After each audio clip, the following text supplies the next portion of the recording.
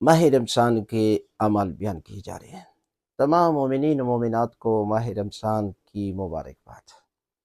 اللہ کا وہ بابرکت و رحمتوں والا مہینہ، جو برکتوں والا مہینہ، جو مغفرت کا مہینہ، خدا کی قسم کہ پروردگار کا سب سے عظیم ترین مہینہ، تمام مہینوں کا سردار مہینہ،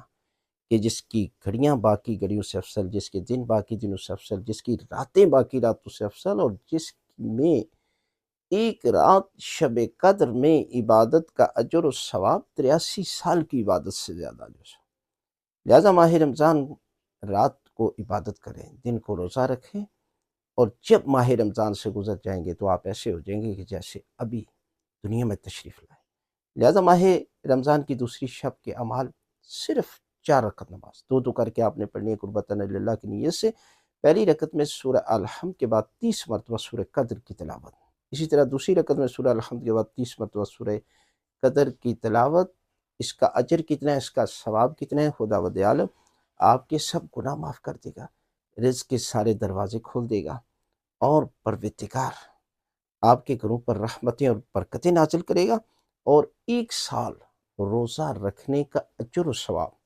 پروردگار آپ کے نامہ اعمال میں لکھ دے گا۔ لہذا ماہ رمضان میں